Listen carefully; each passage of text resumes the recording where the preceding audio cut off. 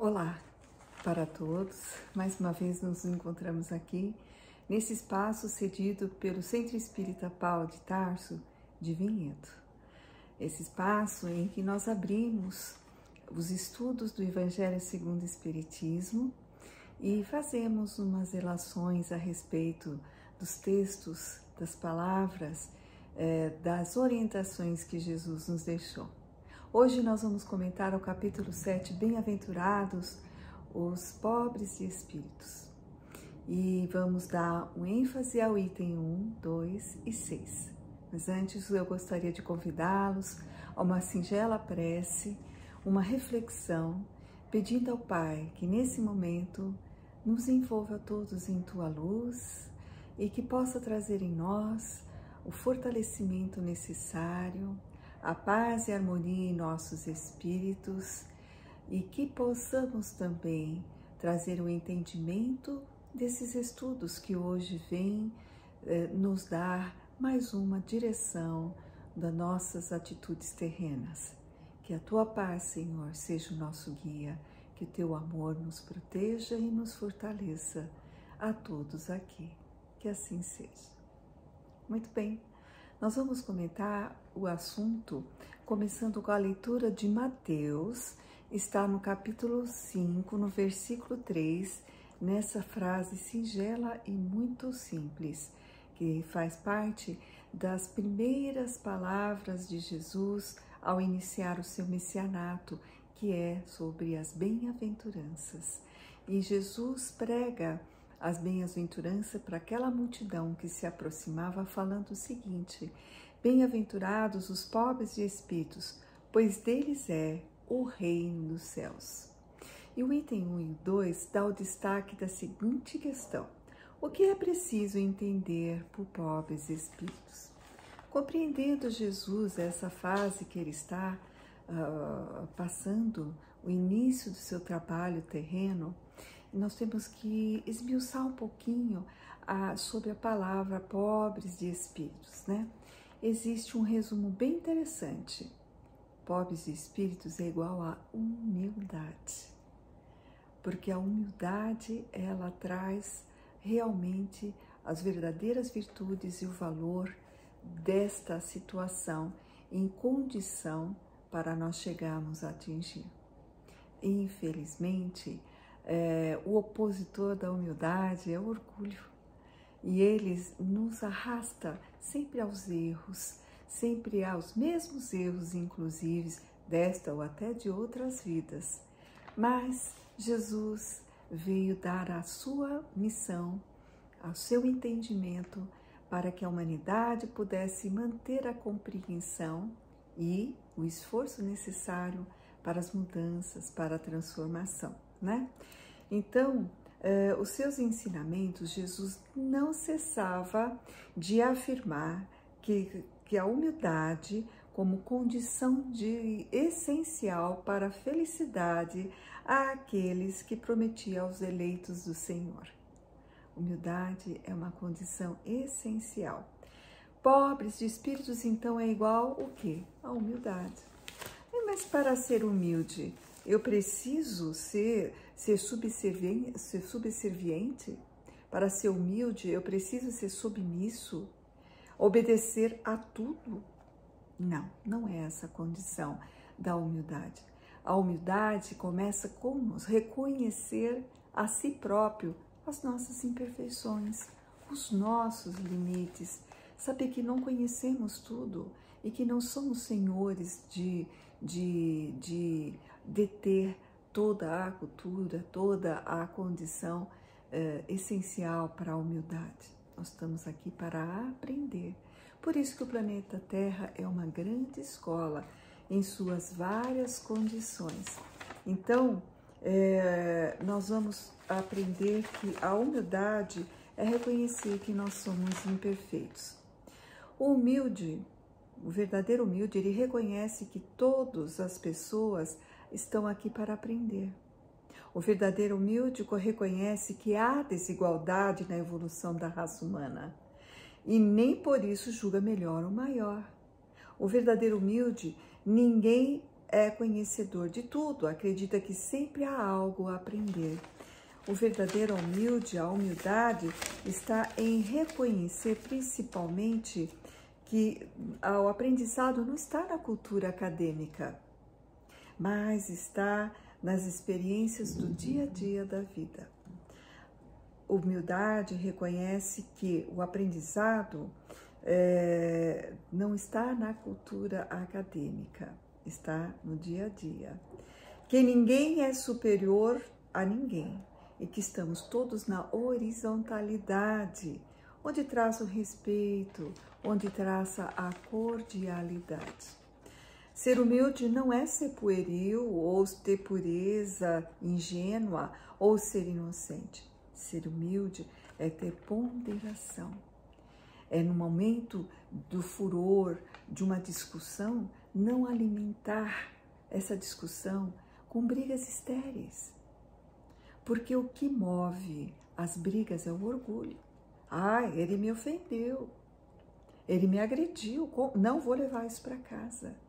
E aí vem o que? O orgulho para irromper a paz e atrapalhar a vida do nosso crescimento espiritual. O humilde, ele aquece o coração, ele entende os limites dos outros e os seus próprios limites. E ele sabe que no final da discussão ninguém vai chegar a conclusão nenhuma, porque somos diferentes e cada um tem seu senso de compreensão, cada um tem o seu senso de entendimento e principalmente o respeito. A gente quer ser respeitado? Devemos dar o respeito. A gente quer ter reconhecimento? Devemos também ter reconhecimento para com os outros. Tudo que nós desejarmos para nós de bom, nós devemos usar a mesma forma para com os outros. Só assim nós vamos conseguir entrar na paz que todos almejam, não é verdade? Então, a humildade é estar na posição de observar as pessoas e tirar delas o que há de bom. E vice-versa, também é tirar das pessoas aquilo que, dar às pessoas, aliás, aquilo que nós temos de bom. Tiramos das pessoas o que ela tem de bom, mesmo com os seus defeitos, com as suas dificuldades, com os seus limites, tá? Aos nossos olhos, porque a gente pode ter um olho que não vê a verdade, né?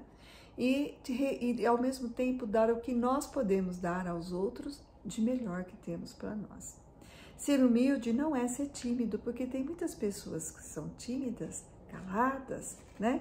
Porém, em relação à igualdade, elas não têm, elas são, como se diz, elas não têm a igualdade, elas são meio radicais, não tem nem cordialidade com as dificuldades e com os direitos das outras pessoas. Olha só, os apontamentos da humildade.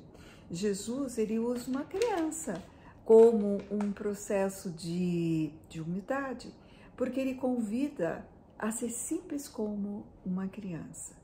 Para adentrar ao reino de meu Pai, tem que ser igual a essa criança, simples, humilde, né? E as crianças têm esse conceito. Infelizmente, quando nós saímos da infância e começamos a crescer, o nosso espírito, ele volta com a bagagem muitas vezes antiga e caímos algumas vezes nos erros. Mas aqui é uma escola, certo? E se estamos numa escola, nós estamos em constante aprendizagem. Veja bem, a espiritualidade diz, Jesus diz, reconhecereis os espíritas, principalmente pelo conhecimento mais profundo do entendimento de estarmos aqui no planeta. Então ele fala, reconhecerei os espíritos pelos esforços que eles fazem para se transformar. E isso é uma pontuação ao plano espiritual. Nós devemos nos esforçar todos os dias, porque todo dia tem provinhas, todo dia tem o quê? Experiências novas. Tem algumas coisas para nós corrigirmos. Deus nos dá oportunidade todos os dias. Saibamos, então, aproveitá-la. Então, Jesus também diz, aquele que quer se tornar o maior, que seja o vosso servidor. Todo aquele que se rebaixar será elevado, e todo aquele que se elevar será rebaixado. Não tem como. Então, nós temos muitas condições para conseguirmos nos modificar.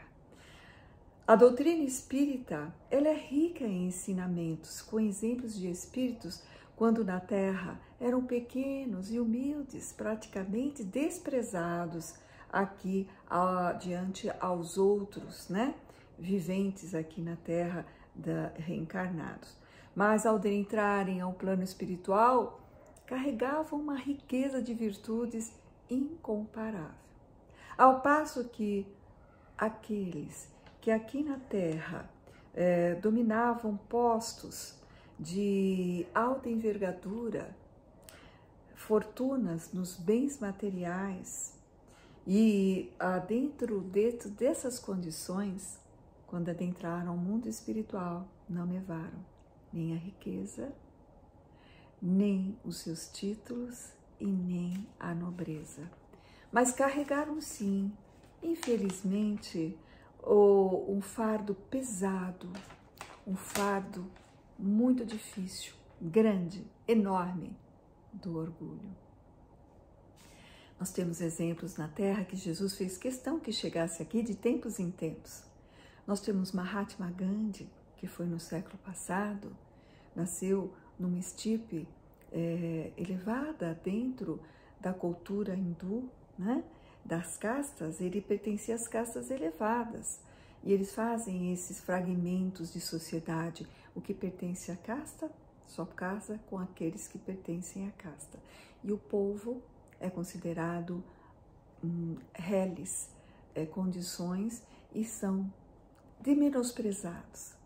Ele nasceu ainda nesta cultura muito forte daquela época, no início do século passado. E por ele ter dinheiro, naquela época já era colônia da Inglaterra, ele foi fazer o curso de Direito na Inglaterra, uma das melhores faculdades de lá. Mesmo tendo dinheiro, mesmo tendo posses, em termos da cultura hindu, que era totalmente menosprezada pela Inglaterra, havia um sério preconceito. Ele tinha passagem de primeira classe. Quando o guarda, que ia pegando os tickets para comprovar as passagens, olhou para ele, olhou para a passagem e falou: "O senhor não pertence a esse espaço." "Não, está aqui, meu ticket de primeira classe." E ele estava bem trajado, ele se vestia como um porte inglês. "O senhor não é daqui." E ele começou a ter atrito com o guarda, né, que seria, vamos dizer assim, o condutor das passagens lá, e ele foi expulso do trem. Ele foi enxotado no trem em velocidade. Olha só, como o orgulho daquela época, as divisões, como era pueril o pensamento, a fraqueza de espíritos, crianças rebeldes, digamos assim. Depois disso, ele começou a modificar a sua forma de encarar o mundo e ele percebeu. Voltou ao seu país, despojou de todos os títulos e fortuna que ele tinha e foi viver na mais condições simples possível e exuberante humildade, pois com a humildade ele conseguiu dominar várias tribos da época, vamos dizer assim, que tinham outros pontos de referências religiosas e brigavam entre si, vivendo no mesmo solo, sobre o mesmo sol. E eles se odiavam entre si. Ele conseguiu apaziguar. E mais importante, sem derramar uma gota de sangue, ele conseguiu libertar toda a Índia do jugo da colônia, né, do jugo da Inglaterra. E a Índia parou de ser a colônia inglesa. Bom, e não é só ele, nós temos Francisco de Assis, que também nasceu numa família que, digamos, com nobreza e condições financeiras, largou tudo e seguiu a sua missão. E nós temos o próprio Buda, que era um príncipe, que largou também o seu título e suas riquezas e foi pregar a humildade, a simplicidade. Esses são exemplos que nós temos para dizer que sim, eles largaram altas condições que, digamos, damos muito valor aqui na Terra, posição, título, nobreza. enquanto esses espíritos que já eram evoluídos compreendiam que isso não é a moeda que entra aos planos espirituais. Exemplificaram. E isso é o que nós temos de recurso para dizer, se eles que tinham tanto e largaram tudo, nós podemos também fazer alguma coisa, não é verdade? Pelo menos melhorar. Reconhecereis os espíritos pelos esforços que eles fazem de sua transformação. Então vamos nos transformar, vamos nos modificar, vamos criar um novo patamar em nossas vidas. Cada dia é uma oportunidade. E olha que todo esforço é pontuado no plano espiritual. Então, vamos aproveitar e finalizar os nossos estudos de hoje com uma leitura de um livro que eu gosto muito, que é o livro Vivendo o Evangelho, que foi psicografado pelo Antônio Badui Filho e ditado pelo Espírito André. Espírito André, o mesmo que trabalhou com Chico nos primórdios dos trabalhos de Chico. André Luiz pegou todo o Evangelho e esmiuçou os capítulos, que são no total 28 capítulos, e contendo em cada capítulo vários itens, e cada item ele faz um comentário para nos dar mais reforço e ensejo das nossas mudanças, das nossas transformações. E no capítulo 7 do Evangelho segundo o Espiritismo, Bem-aventurados os pobres de espíritos, ele retirou esse ensinamento com o título de humildade. Humildade. A falta de humildade transforma o saber em exibição, a autoridade em tirania, a ciência em arrogância, o zelo em ciúme, o ensino em imposição, o esforço em inveja, a crença em fanatismo, o sucesso em vaidade, o favor em exigência, a obediência em revolta e a disciplina em violência. A humildade é essencial ao equilíbrio, ao progresso e à prática do bem.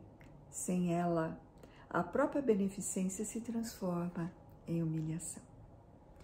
Muito bem, meus queridos, muito obrigado por estar aqui conosco. Espero que os estudos de hoje possam acrescentar mais um reforço, né, do nosso estímulo de vivência aqui terrena, para que possamos crescer e a nossa bagagem ser igual à bagagem, com mais virtudes e menos bens materiais, né? Porque na verdade nenhum bem material vai, né?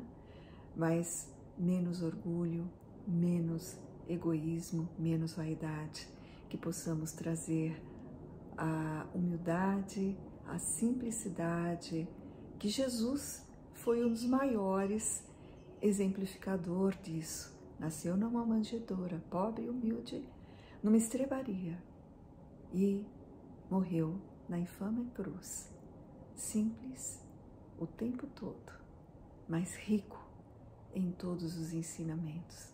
E agradecemos ao Mestre por toda a sua boa vontade e paciência para conosco. Fiquem com Deus e até a próxima.